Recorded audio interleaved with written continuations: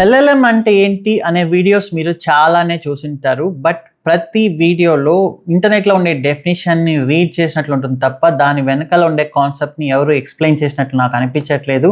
అందుకనే నేను ఈ వీడియో చేస్తున్నాను. సో, జనరల్‌గా అందరూ చెప్పేది ఏంటి అంటే LLM is an advanced artificial intelligence design that can read, understand and generate human like text. It is trained on massive amounts of data అనేది. బట్ అదే డెఫినేషన్ ఇంకొంచెం కిందికి స్క్రోల్ చేస్తే అక్కడ ఒక స్టేట్మెంట్ ఉంటుంది, డీప్ న్యూరల్ ఆర్కిటెక్చర్ అనేది. ఇది చాలా ఇంపార్టెంట్. దీని గురించి మనం ఇప్పుడు డిస్కస్ చేద్దాం.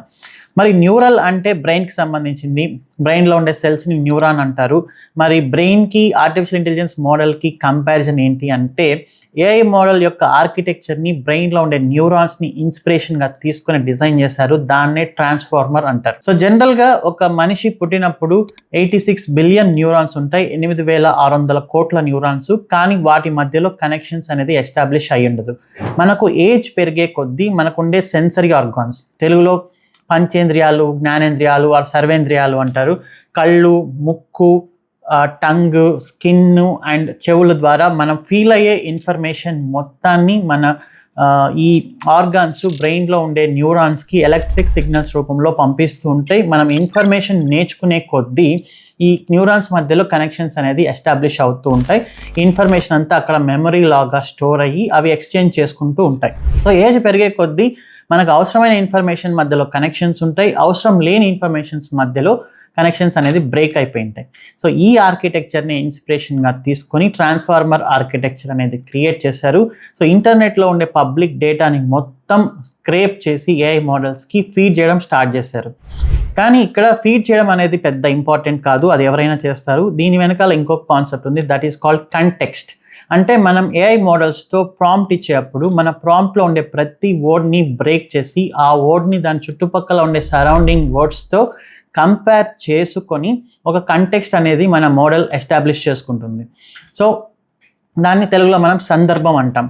దీని వెనకాల వెయిట్స్ అండ్ బయాస్ అనే ఒక కాన్సెప్ట్ ఉంది. దాన్ని నేను మళ్ళీ ఇంకొక వీడియోలో ఎక్స్ప్లెయిన్ చేస్తాను. సో ఈ కంటెక్స్ట్ని అర్థం చేసుకొని మనకు అది రెస్పాండ్ అవుతూ ఉంటుంది. సో వరల్డ్లో ఉండే అన్ని famous models almost okay amount of data పైన ట్రైన్ అయ్యి ఉంటాయి అండ్ ట్రాన్స్ఫార్మర్ ఆర్కిటెక్చర్ పైన డిపెండ్ అయి ఉంటాయి.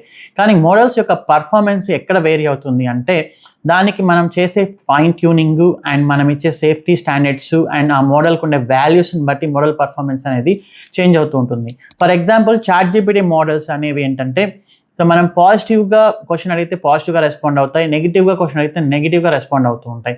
కానీ క్లాడ్ ఏం చేసిందంటే, మనకు హెల్ప్ అవ్వాలి అనే ఉద్దేశంతో మన ప్రాంప్ట్ని అర్థం చేసుకొని హానెస్ట్ ఆన్సర్స్ ఇవ్వడం అనేది స్టార్ట్ చేసింది. అండ్ దాంతోపాటు కొన్ని సేఫ్టీ ప్రికాషన్స్ ఎక్కువ తీసుకోవడం వల్ల ఓపెన్ ఏఐ మోడల్స్ కంటే క్లాడ్ మోడల్స్ బెటర్గా పర్ఫార్మెన్స్ ఇవ్వడం స్టార్ట్ చేసాయి. అందుకనే లాస్ట్ ఫ్యూ మంత్స్లో ఓపెన్ ఏఐని క్రాస్ చేసి Claude most valuable AI startup in the world లాగా అయిపోయింది అనమాట.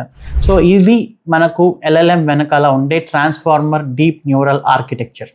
So thanks for watching. See you in our next video.